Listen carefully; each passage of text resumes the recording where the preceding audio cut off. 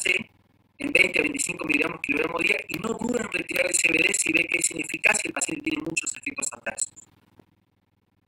Controle su uso en asociación con clobazam y no olvide de hacer un laboratorio con hepatograma y un laboratorio general, más si usamos en asociación con valproato. Muchas gracias y perdón la extensión de la charla, había mucho dato.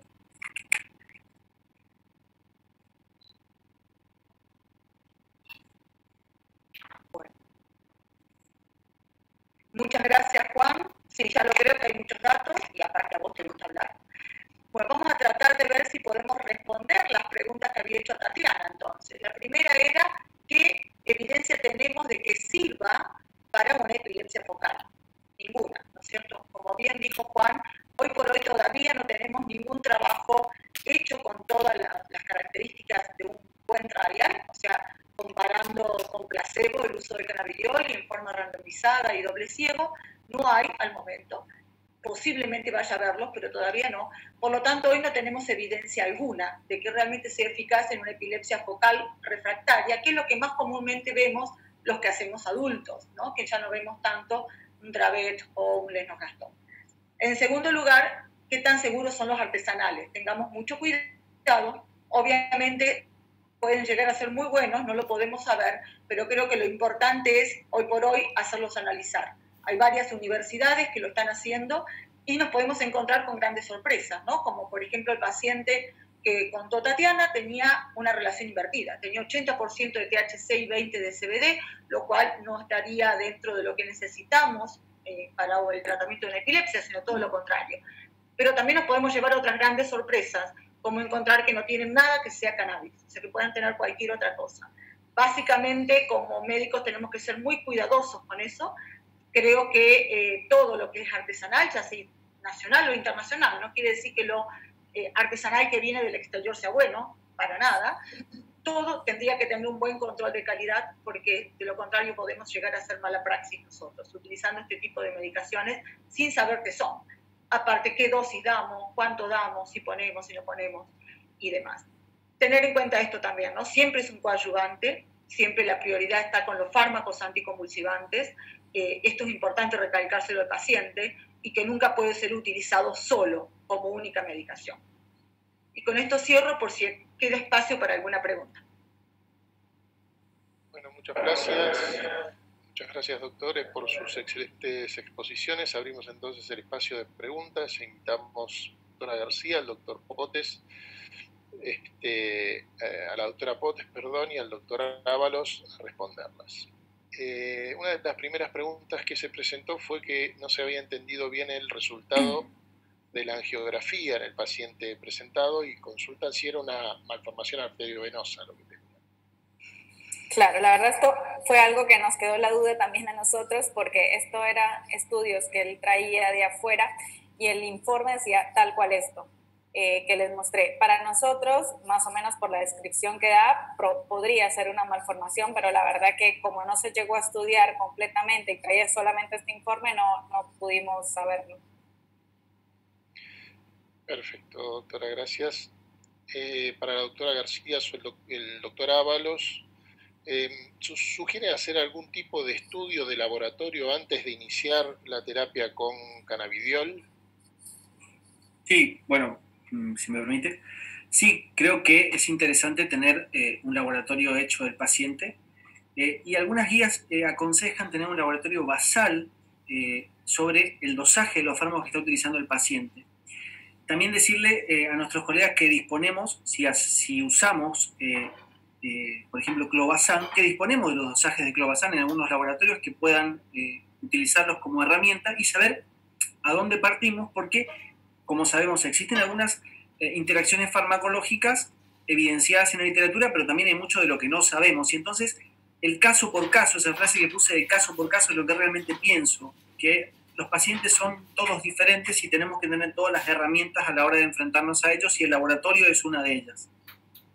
Totalmente de acuerdo, totalmente de acuerdo. Y aparte teniendo en cuenta esto, ¿no? No es que porque sea un producto natural, como muchas veces el paciente cree, no tenga efectos adversos o no tenga alteraciones a nivel de laboratorio. Es muy importante tener un basal por si lo va a utilizar luego, corroborar que no haya ninguna manifestación, sobre todo a nivel del hepatograma.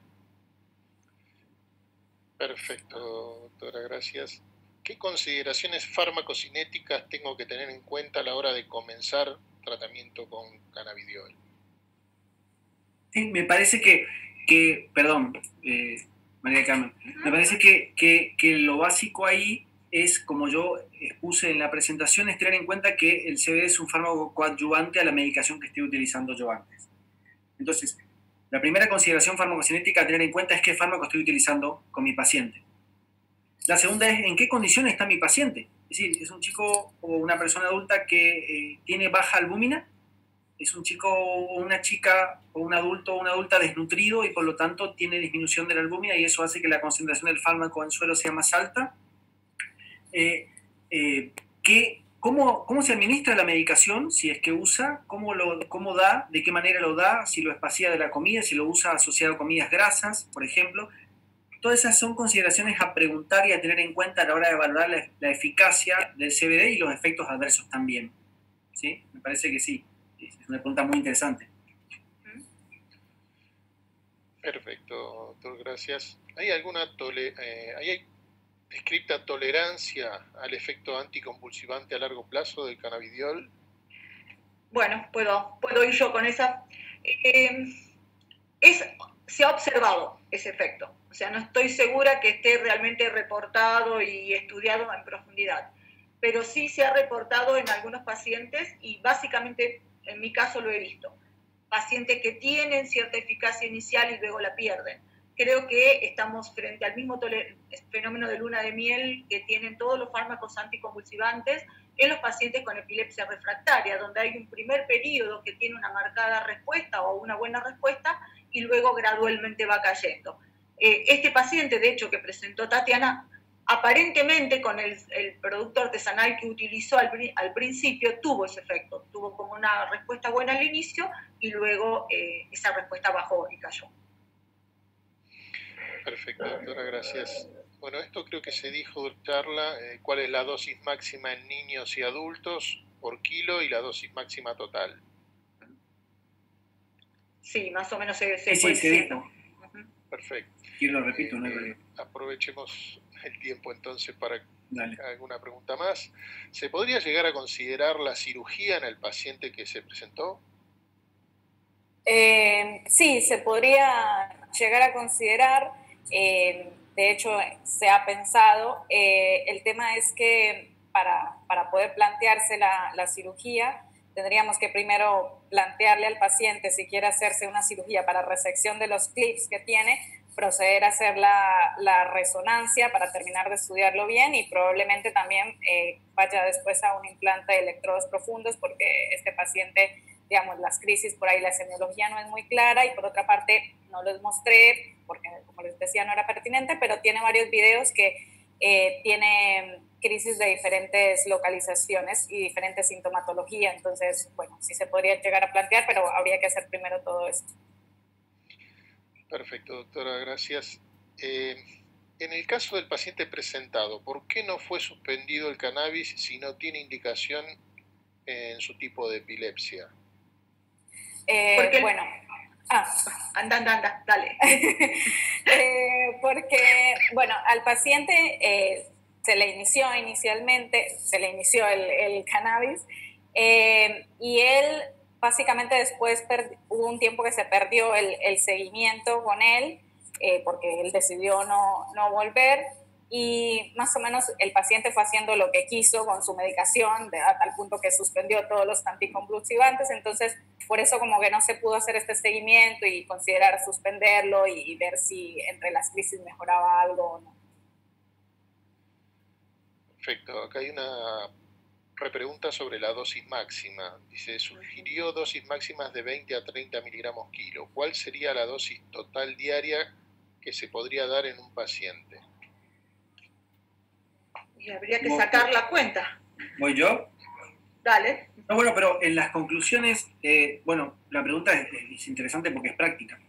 En las conclusiones que pudieron observar, quizás haya estado respondida esta pregunta, pero fíjense que la dosis máxima que utilizamos va a ser 20 a 25 miligramos kilogramo día como dosis máxima. Si escalamos hasta ahí y ya no tenemos respuesta, no sigamos escalando porque no hay ningún artículo, ningún paper, ninguna evidencia que a nosotros nos avale para utilizar más allá de eso si no tenemos ningún tipo de respuesta farmacológica y probablemente los efectos adversos sean más frecuentes. Entonces, esa es la dosis tope que tenemos. Lo cual en un adulto de 60 kilos, por ejemplo, se te iría por encima de 1000 miligramos día. En la realidad, ninguno de nosotros que hacemos neurología de adultos, creo que llegamos ni siquiera a la mitad de esa dosis. O sea, los productos de aceite que estamos utilizando en Argentina tienen una concentración mucho más baja que esto, y para poder darle esa dosis deberíamos darle casi un frasco por día. Por lo tanto, estamos utilizando dosis mucho más bajas. Y nos encontramos con otra limitante, Daisy, que es muchos de estos pacientes que vienen a la consulta tienen una polifarmacia. Entonces, el hecho de tener, a mí me pasa frecuentemente que a veces tengo pacientes con encefalopatía epiléptica que tienen lamotrigina, ácido valproico y CBD y clobazam, que muchas veces me cuesta llegar a una dosis un poco más alta de CBD por los efectos adversos que tiene vinculado al uso de clobazam. Entonces, eso también es una limitante que tiene a la hora de empezar a escalar los fármacos, ¿no? Hay que tener en cuenta eso. A veces es muy difícil llegar a las dosis que en los estudios ideales está descrito, ¿no? Porque es una condición real. Hay una pregunta que dice que en Río Negro hay un acceso amplio a productores artesanales de calidad y seguridad inciertas y un acceso muy restrictivo a productos industriales importados. ¿Podría hablar de los circuitos de acceso o costos de los productos industriales y de los aspectos de costo-efectividad de cannabis en epilepsia? Ok. A ver, el circuito para poder conseguir los productos que vienen de afuera es a través, como dijo Juan, del trámite de uso compasivo. Hay que hacer toda una serie de papeles que en este momento se han reducido bastante. Antiguamente eran muchísimos y todos le escapábamos bastante. Ahora básicamente es una receta y un resumen con una declaración jurada. Esto el paciente lo tiene que subir a un trámite a distancia que existe, que depende de la ANMAT y de la FIP, y luego le llega el OK. El tema está en que luego hay varios productos que entran desde Estados Unidos o Canadá. Los costos son altos. Yo no lo tengo bien en número todos ellos, pero háganse una idea que no debe bajar ninguno de $300, lo cual hoy por hoy, con el valor dólar y con todos los problemas que tenemos económicos, es muy difícil de conseguir. No siempre las obras sociales o las coberturas lo cubren, y por lo tanto se hace bastante difícil. Yo creo que ha disminuido mucho el consumo de estos productos que vengan de afuera, y ha incrementado a la par el consumo de productos artesanales locales sin control. O sea, que no tenemos control de qué calidad tienen, qué concentraciones tienen. De nuevo, no estoy haciendo una crítica a ninguno de los productos en particular, pero bueno, es cierto que no sabemos dónde estamos parados con ellos. Pero los costos son altos y se está haciendo hoy por hoy bastante difícil conseguirlos. Perfecto. Una pregunta para el doctor Ábalos. Dice, ¿considera usted al momento de evaluar la respuesta a los aceites enriquecidos el llamado efecto séquito? ¿Qué es el efecto séquito? Quisiera saber primero. No sé. Yo quisiera saber para poder responder la pregunta, que quizás sea perfecto. Vamos otra frase la que yo conozco. La oportunidad de la repregunta y vamos a claro. alguna otra pregunta que me esté quedando por aquí.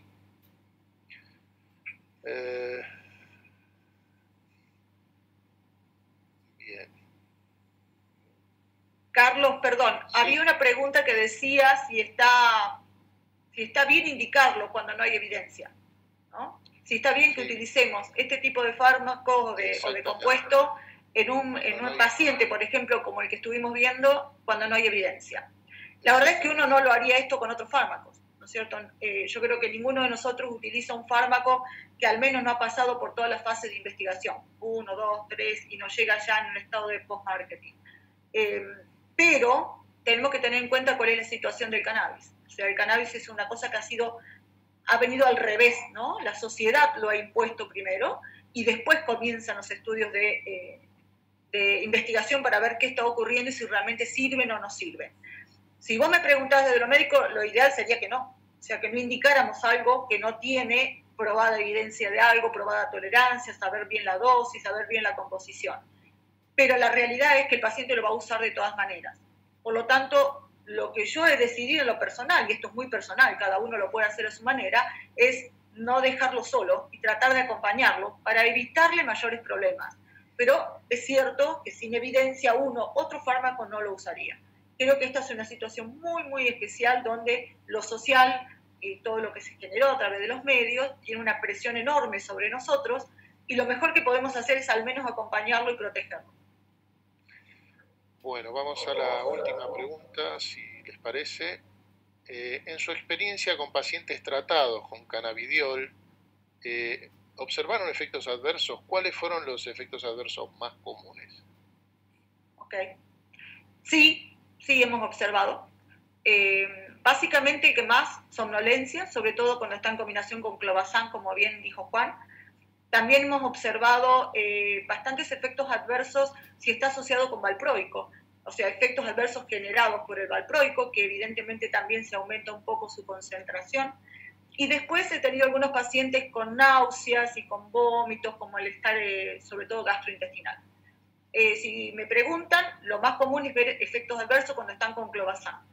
Si no están con clobazam, por ahí no es tan frecuente, pero estamos todos trabajando con dosis bajas. La gran mayoría de nosotros, estos pacientes no están llegando a la dosis que están publicadas como eficaces en Lenos o en Dravet. Son dosis infinitamente más bajas y por lo tanto tampoco tienen efectos adversos. Muy bien, muchísimas gracias, doctoras, doctor.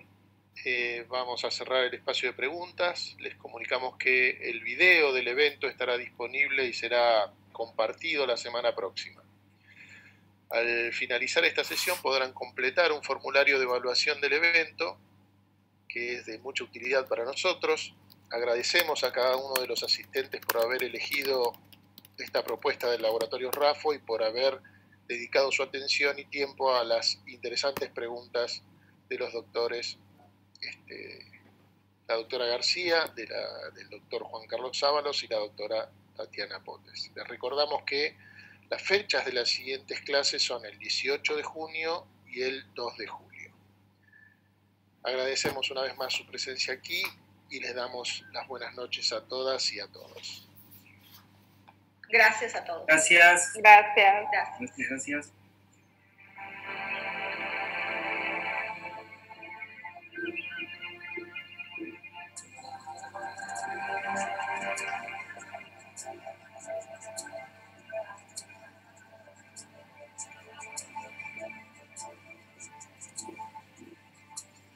Yeah.